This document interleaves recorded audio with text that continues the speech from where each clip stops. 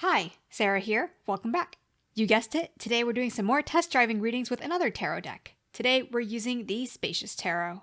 Why I chose this one to read with today. I've had this deck for about 3 years, and I have not used it much within the past couple years. This deck, when I first got it, was a quick favorite of mine. I really found it very different from other tarot decks I had seen out there on the market. There's a certain minimalist and simplicity that I find is really charming and really works for this deck, hence the name the Spacious Tarot. You know, it's just very spacious. There's no people in this deck, hardly any animals either. So instead of there being actors in this deck, or figures or characters, it really just is about the energy of this deck. The energy of the images, the energy of the scenes that comes through.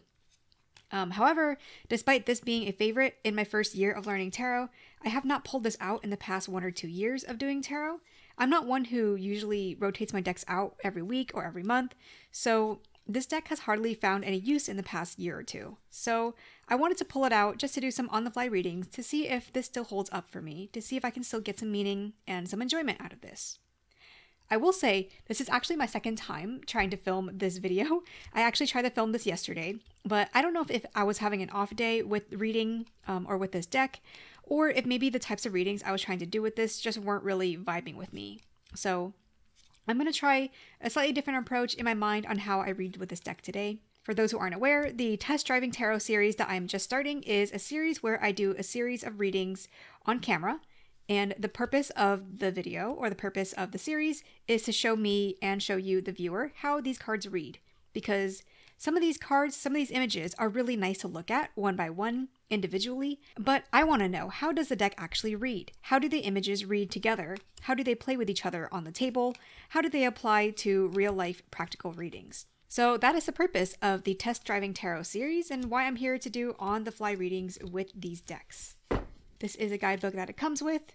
I find that the messages in this book are really nurturing and very concise, and also just very empowering. We have some keywords for the card here and a little bit of the card meaning, some questions on what to ponder in this card. But yeah, I just find the nature of these messages in the book very concise, very simple, very straightforward, but they're also very nurturing and comforting and very validating in that way. I feel like the guidebook alone was a reason why I enjoyed learning with this deck and studying with it in my first year of tarot. I don't really know why I haven't pulled this out in the past few years. I think it's just because I've just been working through other decks, you know? And I think, again, the simplicity of this, sometimes I'm not really wanting to read with a deck that is so simple. So let's do some on-the-fly readings today and see if some messages can still come through. This deck is a little bit harder or stiffer to shuffle compared to other decks. The cardstock is slightly on the stiffer side. I find it okay because I do have a little bit of strength when it comes to shuffling decks, but some people might find this hard to shuffle with. So just like the last video, we'll be doing 3 types of readings. I'll do a 2-card reading, 3-card readings, and then lastly, I'll do a conversational or freeform reading where I'm just having a conversation with the deck. Of course, feel free to mute me or to pause the video at any time if you want to try reading the cards for yourself, seeing if you can get any intuitive hits from the cards, from the art on the table. And with that, let's go on to our first readings. When I filmed this the first time yesterday, I actually tried a different spread. I tried what to do and what not to do. But the messages in those 2-card readings just felt very forced, a little bit stiff. I don't know if that's because I was just having an off day with reading tarot yesterday, but I also wonder if just these cards are more for talking about energies and themes rather than like specific actions of what to do and what not to do. So we're going to go for my tried and true spread, receive and release, although this time I want to switch around the words to change it up a little bit so it's not exactly the same as the previous video. Alright, so let's run through a few of these. And again, feel free to mute me or pause at any time if you want to try reading the messages for yourself. Let's get started. So first, release the Explorer of Cups, the Knight of Cups, receive the Elder of Wands, the King of Wands. These are really beautiful cards. The court cards for the cups are some of my favorite cards in this deck and some of my favorite court cards in general. One contrast here is in this card, we see someone kind of like going after something, but receiving. Here, we see someone already having the thing. So maybe for this reading, the message here is release chasing after something that you feel like you don't have and receive the energy. Be aware of what you do have. Be aware that the light is already in you. You have so much control and agency and power and passion in you already. There's not much more that you need to be searching for or pursuing after at this time. Okay, release the Ace of Wands, receive the Moon. I just want to point out, because the deck is slightly unshuffleable or stiff, there's like actually a slight crease here. Anyway, release the Ace of Wands, receive the Moon. What comes to mind here is release the passion, the desire for a new spark, for something new. Receive the energy of confusion, a little bit of haziness. What's interesting here too is that these are both relatively dark cards. It's kind of like nighttime kind of cards. But this one, the light here is coming from this wand. Here, the light is coming from this moon, which is, as we know, reflected from the sun. So maybe right now, release the need or the desire to want to create something from yourself and receive energy, receive light from outside. So there's a couple of different messages I'm getting here. Yeah, just release the spark, release the desire to create, receive inspiration, a little bit of confusion, a bit of haziness, mushroom fungi energy. Let's see. Release the Devil, receive the Child of Swords, or the Page of Swords. So the contrast here is really apparent. I see in the Devil here, we see trees blocking off the sun, blocking the view of the sky even. But here in the Child of Swords, there are no trees at all blocking anything. The sky's like wide open. In fact, there's like not really many obstacles or anything here too. The scene is relatively simple. This pair definitely stumps me a bit right now. Release the Devil, receive the Child of Swords. Here, I'm noticing what kind of feels like a Ten of Wands energy, like a really big, overwhelmed energy. It's like I want to get to the outside, but I feel really overwhelmed by all of these trees. Honestly, I'm not really sure what this Child of Swords is implying. I'm going to take a look at the guidebook real quick. Simplicity, directness. When you embrace beginner's mind, you align with your inner Child of Swords. What clutter can be cleared away from your thoughts and actions? The crow looks at the sword from a unique angle, encouraging you to take on the unbiased perspective of a child. Interesting observations arise when you do something like it's the first time.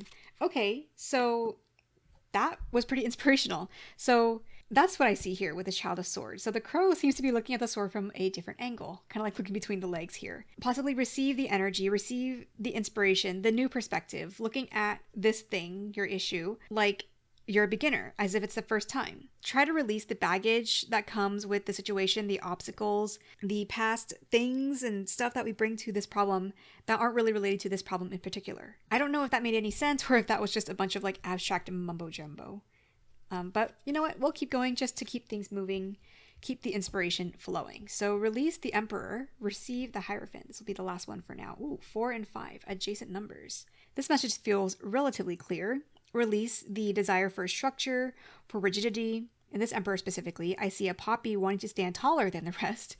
So let's release that need for superiority, that need to feel better or higher or taller than other people. I love how this Hierophant looks like we're sitting down on the ground, allowing these rocks to be at a higher point of view than us. It's such a great contrast between this card wanting to be taller than everybody else versus this one making ourselves small so we can look up at other people or other figures or other things. So definitely release the idea, the energy of wanting to be better or taller than other people or being in control. Receive, allowing wisdom, allowing other people to influence us, seeing what we can receive and accept from other people. Okay. All right, so those were some 2-card readings. I will say they definitely flowed a lot better than my attempt yesterday. So hopefully this continues for the rest of the video. Let's move on to the next readings. Here's our setup for our 3-card readings. So I've got the Spreadcrafter's Oracle laid out here, 3 categories from this spread deck. So we've got the light work category, which is themes of expansion, empowerment. We've got shadow work, which is themes of disempowerment. And these are the call to action category, which is call to action. What advice, what can we do right now, taking away from this reading? So let's get to it. 3-card readings, let's go. All right. So the first spread here, we've got truth. What truth do you need to recognize right now? Fear, what are you afraid of? What's your worst case scenario? Assert, what can you claim? Take space, remain honest and confident. Truth, 3 of Wands. Fear, 3 of Swords. And assert, death. The 3 of Swords coming up in fear feels like it aligns very well. It feels like we just fear any sort of pain or discomfort. The truth right now, let's see. So in this card, I see 3 Wands kind of lighting up your way. I see a path here, and the 3 wands are just lighting up the way on the path forward. One of the prompts here is, how can you gain clarity and insight? 3 of wands. So here, that gives me the idea of just lighting your way forward one step at a time, noticing that there's just a buildup. The ball is rolling. It's not going to give you overnight results, but all you can do right now is just acknowledge that, yeah, the ball is rolling. All you can do is kind of roll along with it. The fear is that there's going to be some discomfort, troubles, some hard truths, some hard feelings down the road. I know this can be a difficult card to read. Actually, let's look at the guidebook as well for the 3 of Swords, see if that gives me any insight. 3 of Swords reminds you that pain can be caused by thoughts and words. The ice is pierced, the sky is dark, but dawn approaches. This can be a difficult place of isolation, but there are powerful lessons here. Something here with asserting death makes me think of owning up to the fact that things are going to change, that we are in a constant process of changing and growing and transforming, and there's just no way to stop it. There's no way to prevent it. Honestly, if we wanted to prevent growth in our lives, I don't think that's the life we want to live anyway. So even though we fear possibly isolation or difficult times, we have to assert, to own, and to claim the fact that we are going to just grow, and these experiences are going to change us. And all we can do right now is remember our truth, in that all we can see is a few steps forward at a time. We can't see the end goal all the time, and sometimes we're just going to have to assert the transformation that is going to bring us. Okay. So the next spread, we've got attract, projection, and compromise. Attract, the Explorer of Wands or the Knight of Wands. Projection, the Elder of Cups or the King of Cups. Compromise, the Guardian of Pentacles or the Queen of Pentacles. All right, we got all courts, just missing the swords. I've mixed all these cards up. Okay, we're back. Sorry, I had the call to action cards all mixed up with the light work cards, but now we're back. So the spread is courage, projection, and compromise. Projection. How have your internal problems and emotions been projected onto something or someone outside of you? How have you been misinterpreting your reality? I love that. Misinterpreting your reality. It's like we're taking our own thoughts and we're projecting them onto other people, but our thoughts might not actually reflect what that other person is actually thinking or doing. The Guardian of Pentacles feels like having more awareness of your surroundings. Okay, so I'm kind of seeing the story here. So the story of this reading, we've got courage. Someone having a lot of courage. They feel like being very outwardly expressive is very courageous for them. That is very brave for them.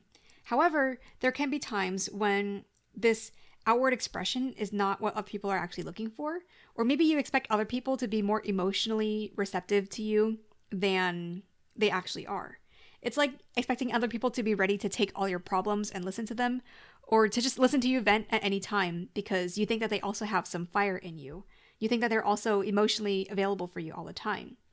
So the compromise here might be to be more aware of your surroundings, to try to sit and observe for a moment rather than jumping in with fire every single situation. Okay, let's leave it at that because, again, trying not to be perfect at everything. Let's move on. Okay, self-love, the Ace of Cups. Ego, the Child of Cups. And integrate, Three of Pentacles. What can you do to accept yourself? How do you extend love to yourself? Ego, what false and problematic beliefs do you have about you and the world? Integrate, to combine, to make a whole, to include.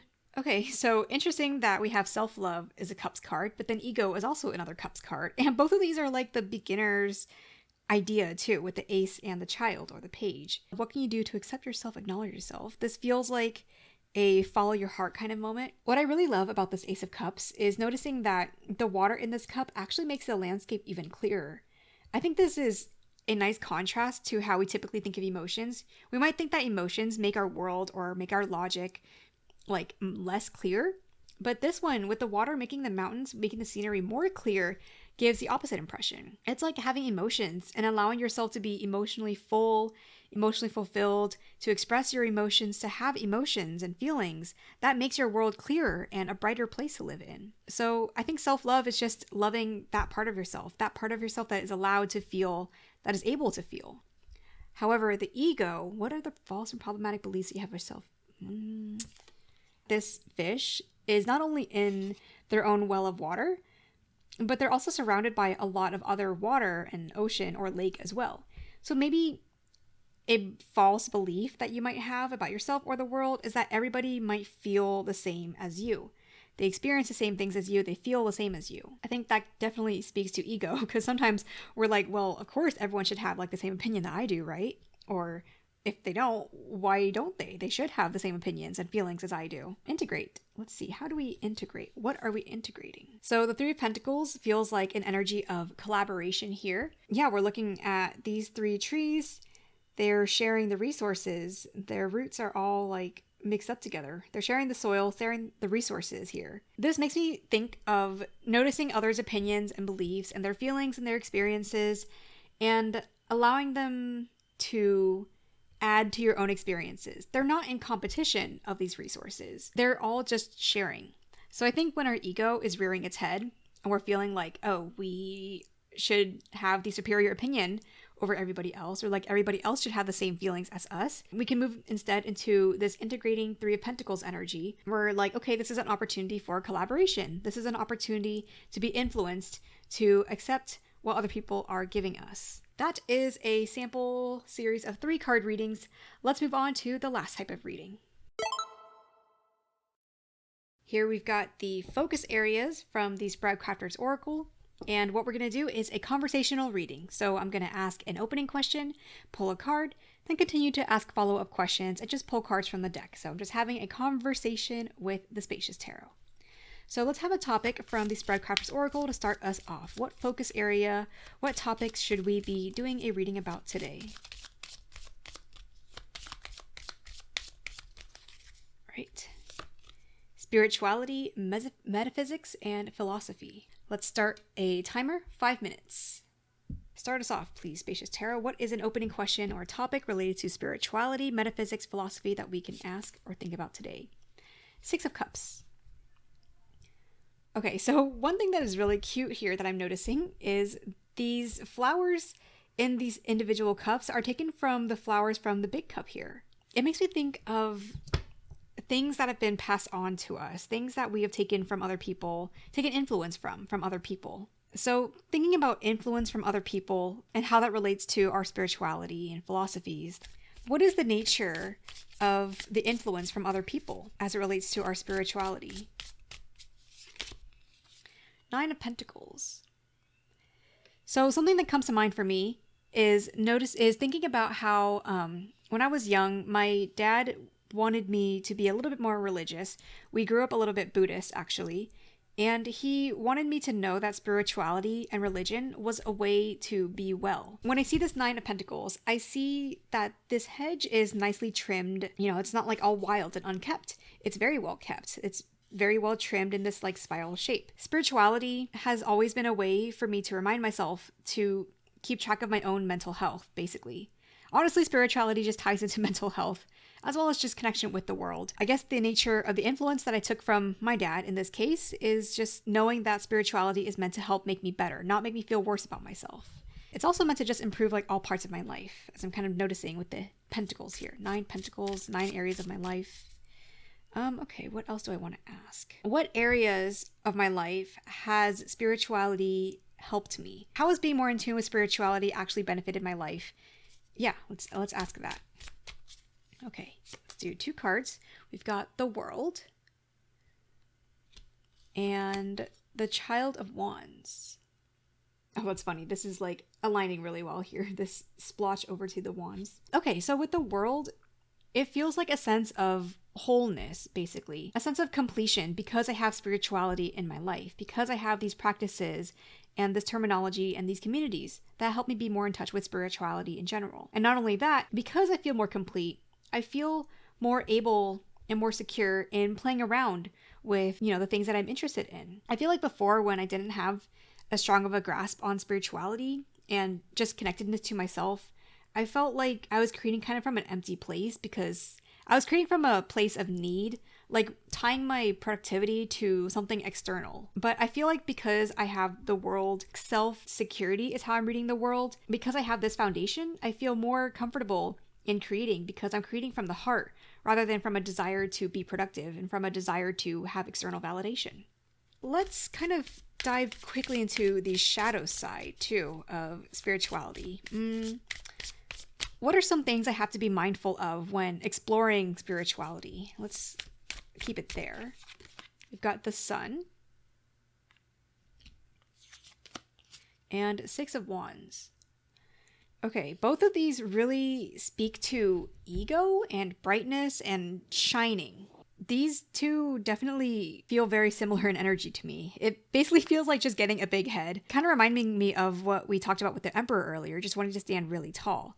I feel like something to be mindful of with spirituality is using spirituality as a way to feel superior to other people. And I think that does get really tricky because sometimes it's like, if we see someone being mean and we're like, yeah, I feel better about myself because I'm a nice person. I feel like that's, I don't know, like low-hanging fruit. I feel like sometimes it is easy to think of ourselves as better than other people because we have done the work to try to improve ourselves and we have connectedness to ourselves and to the world and to other people.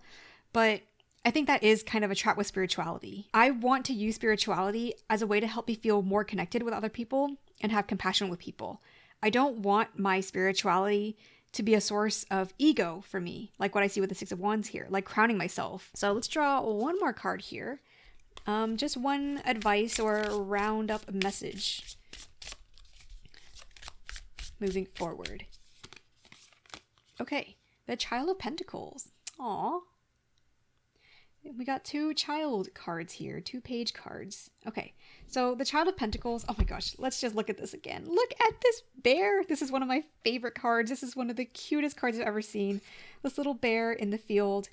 What I especially love about this card is that not only is the bear just super cute and playing with its coin, but the bear isn't in the center of the field either. It's a little bit off. So the bear isn't always the focus of this card being in the straight center. It gives me the idea of always be exploring, always be looking for something new to enjoy and to observe. I think just being open to new opportunities, being open to new lessons is just the message here. And also a reminder that there's just a whole big field that we can sit in and enjoy, that we don't have to feel like we're boxed in or we're stuck or there's nothing else to do.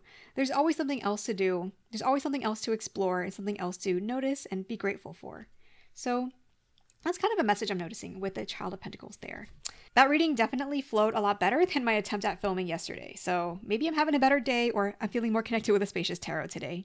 Look, these are the cards that we got to look at today. These are the cards that we did not get to see today. But we got to look at probably a fourth of the deck. That's pretty good, right? So those were some test driving readings with the Spacious Tarot. I hope that you enjoyed looking at this deck with me and seeing how these cards play together. Like I mentioned, I had a hard time reading with it yesterday, but today the readings flowed a lot better. And honestly, I think that's because I spent some time at the beginning before filming, just flipping through all the cards and priming myself to the messages in this deck. So I think that's definitely a good practice to do before I do these readings in the future. I want to make sure before I film, just sit with the deck, flip over the cards, look at them, get used to them before I turn on the camera and try to babble about these cards. So that concludes another round of Test Driving Tarot. If you've got other ideas for types of readings you'd like to see me try, or other decks that I have that you'd also like to see test driven on camera, let me know. That's all I got for today. Thanks for watching. Bye!